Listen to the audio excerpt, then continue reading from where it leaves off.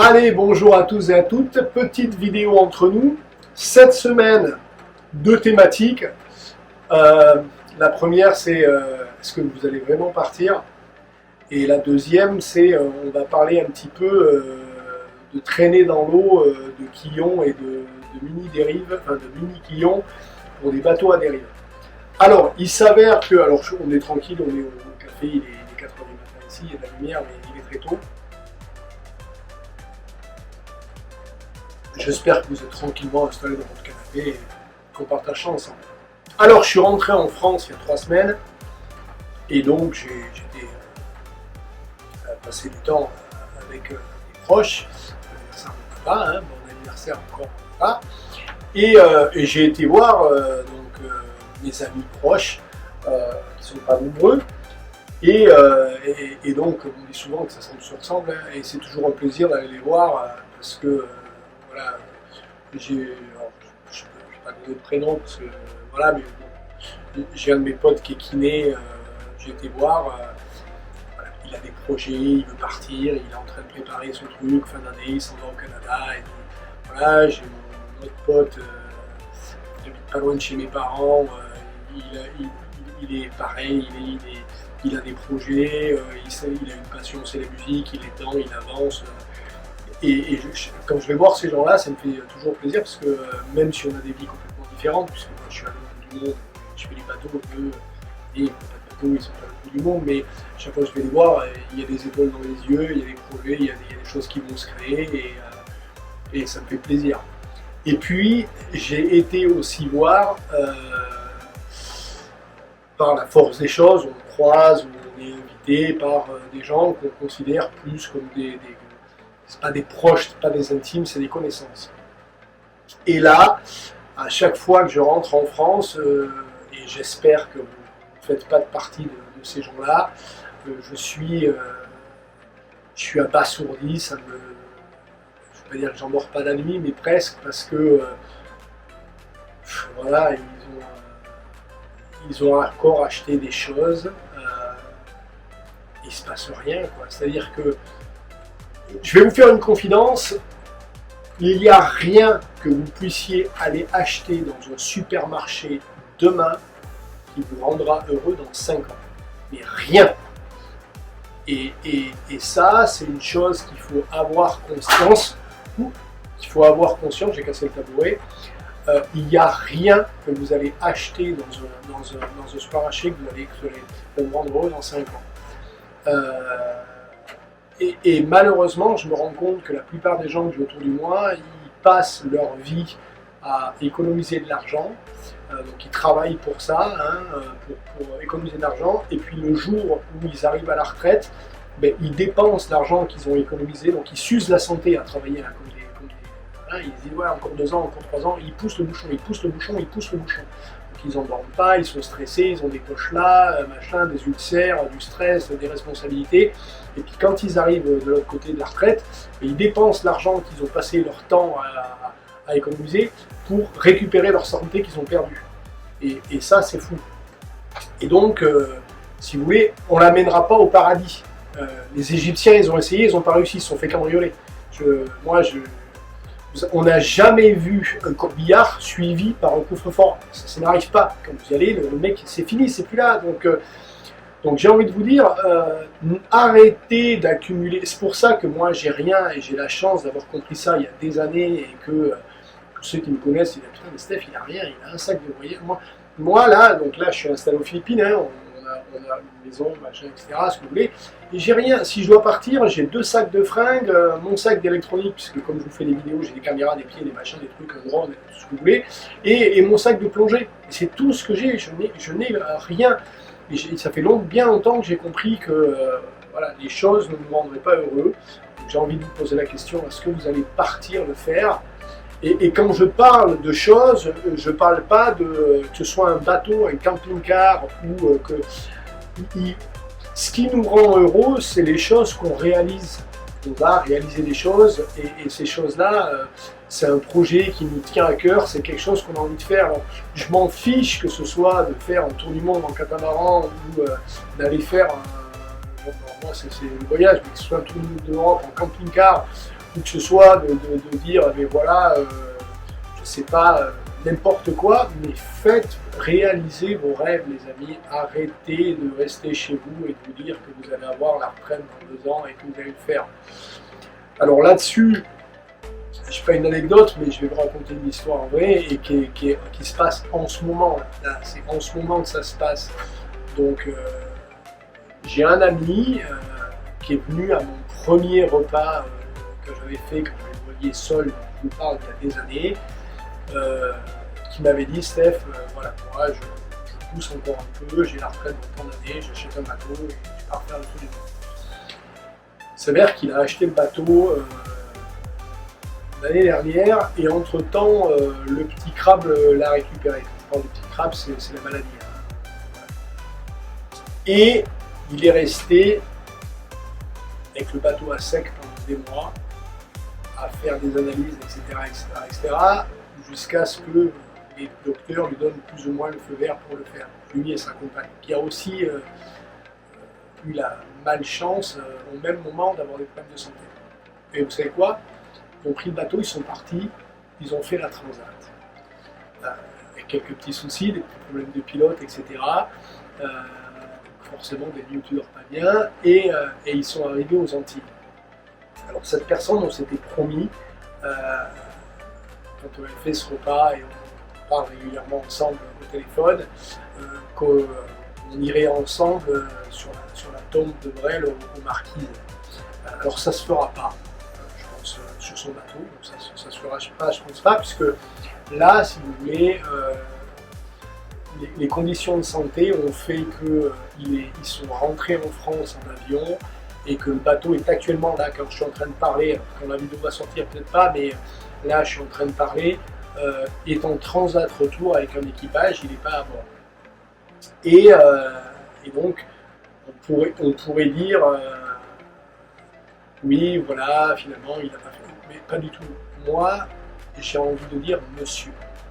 Vous voyez, quand on a le rappel de la réalité du quotidien et de la vie, et que malgré ça, on y va, on se fait la transat, et maintenant, ok, c'est vrai, il rapatrie le bateau, il revient, il va vendre son bateau, et on le souhaite tous, et on leur souhaite d'ailleurs aux deux que la santé se passe et que ce soit juste comme mauvais épisode, mais dans les, je souhaite 40-50 ans qu'il leur reste à vivre, ils vont pas passer leur temps à se dire ouais j'aurais bien ceci mais j'ai pas eu, c'était pas le moment, la retraite.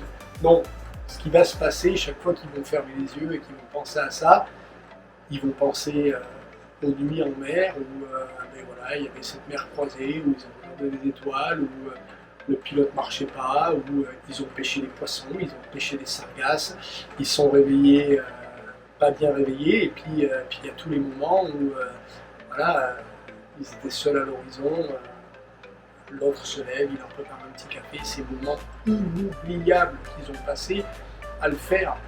Et ça, on ne peut pas leur voler. Ça, ils vont l'amener avec eux, jusqu'au bout, jusqu'au dernier moment de leur souffle de vie. Ça, c'est quelque chose qu'ils auront fait, qu'ils auront réalisé. Et moi, je dis chapeau. Et je pense, là c'est pareil, j'ai un de mes potes que vous avez vu dans les vidéos dans ces 4 dernières années, qui est chaud à mon peur. Là en ce moment il est en train de faire des analyses, on les attend là pour le mois de juin pour savoir si lui aussi il n'a pas eu un problème. Et il n'est pas vieux, il a mon âge, on a exactement le même âge. Donc vous voyez, et moi j'ai 51 balais, hein, vous le savez tous, je sais que je ne fais pas, arrête un peu de me flatter comme ça, non mais vous savez ce que c'est, donc quand je rentre à chaque fois et que voilà, quand je vois mes amis qui ont les yeux qui pétillent et qui ont des projets, ça me fait plaisir parce que je sais que voilà, le tic-tac de la cloche il est là et qu'il ne s'arrête pas et que souvent le temps qu'on croit avoir on l'a pas, et je suis à chaque fois dépité de me rendre compte qu'il y a des gens qui sont encore en train de me parler de dans 10 ans, dans machin, dans le truc, et qui pourraient partir demain s'ils vendaient tout ce qu'ils avaient et qu'ils en ont largement assez, et que même s'ils n'auront pas la plus grosse retraite du monde, vaut mieux pas avoir la plus grosse retraite du monde et avoir fait les choses, et si tu pars plus tôt, ce que je vous souhaite pas, mais ce qui arrive à 90% des gens, on ne va pas jusqu'à 80 ans, regardez les chiffres, aujourd'hui, tous les mecs de 60 balais, ils ont une merde. Il faut être honnête, entre 60 et 65 ans, ça pète comme des mouches en ce moment-là. Donc, faites-le les gars, faites-le. Bon bref, voilà, je vais arrêter parce que ça me met le bourdon, mais voilà, c'était pour le truc. Moi, je partage avec vous ce que je peux, voilà.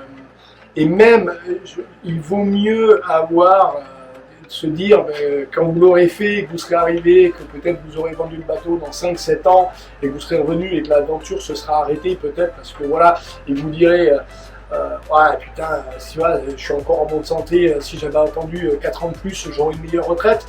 Ouais, mais pareil, si tu avais attendu 4 ans de plus, tu serais pas dans la bonne santé, et tu sais pas si tu serais pas déjà en train de te battre contre le truc.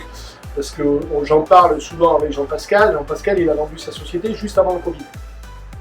Et parce qu'il avait un projet de partir et d'acheter un bateau, etc., vous l'avez vu, s'il n'avait pas fait ça, on est certains tous les deux qu'avec le stress que ça lui aurait mis d'avoir une boîte pendant le Covid, avec des employés, les responsabilités que ça avait, mais alors c'est un anxieux Jean-Pascal, hein JP, c'est un anxieux, hein mon loulou, c'est un anxieux Jean-Pascal, et je peux vous dire que pareil aujourd'hui, eh ben voilà, il serait pas à la cool en train de manger des glaces et boire un rhum au Dakar Market de temps en temps.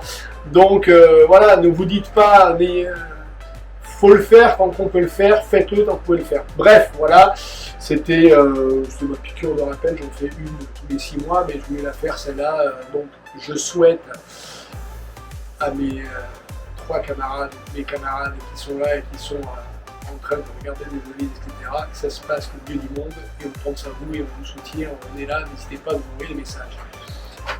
Alors, les appendices de bateau.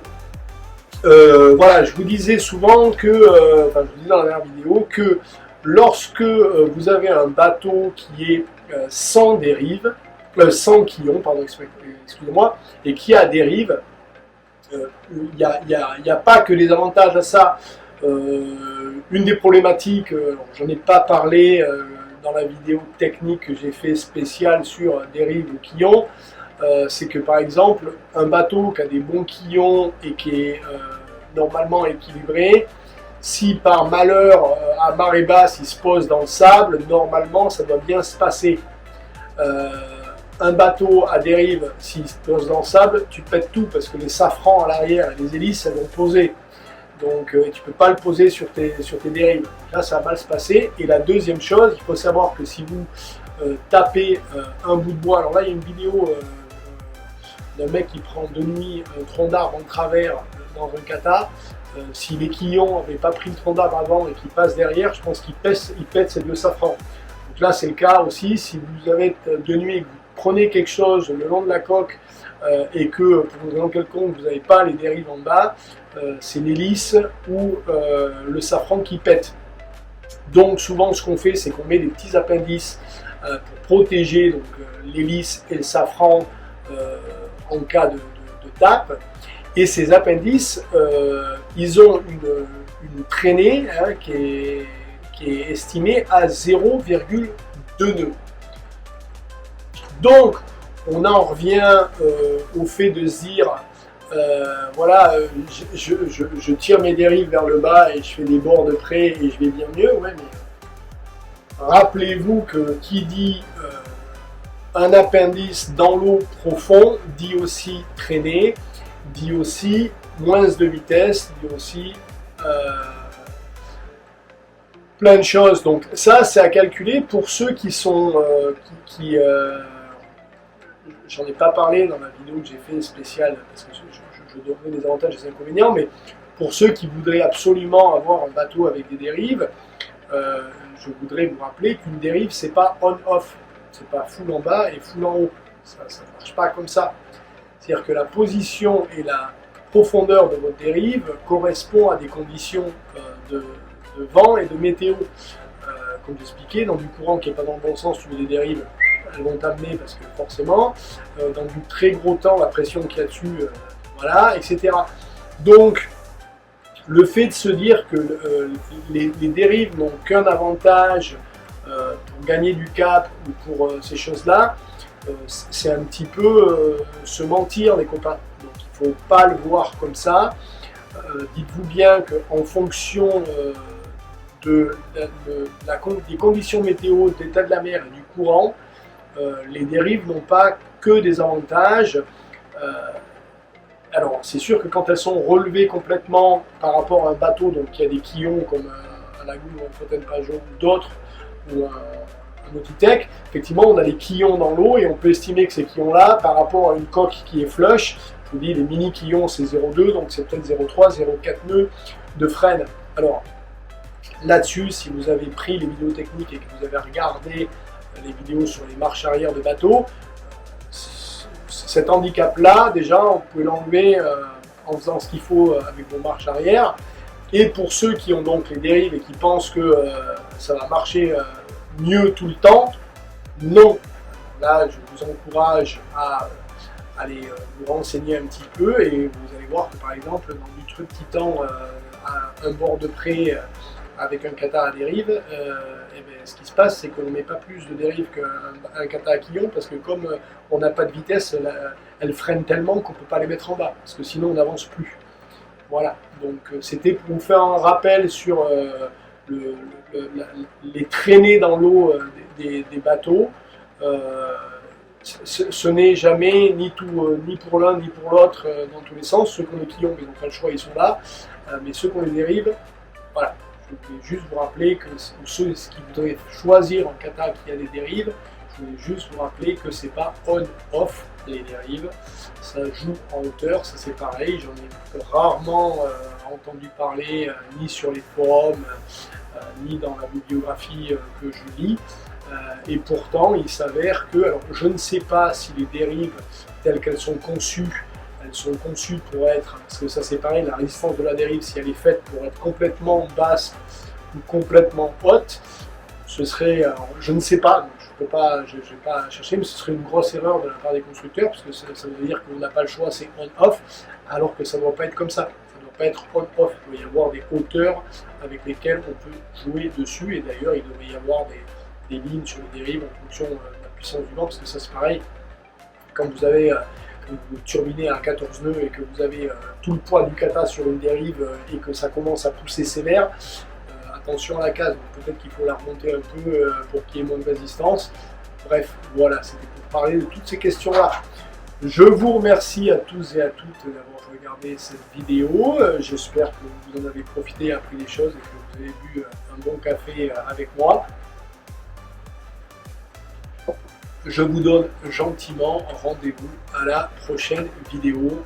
Abonnez-vous à la chaîne, hein, mettez un petit clic sur le bouton abonnement, mettez la petite cloche pour avoir les notifications, prenez les vidéos sur le guide complet du catamaran. Je vous le répète encore, entre ce que vous avez eu sur les générateurs, ce que vous avez sur les marches arrière, ce que vous avez sur le choix de prendre un bateau équipé ou non équipé, vous avez économisé 10 fois le prix de ce pack. Merci à tous et à toutes.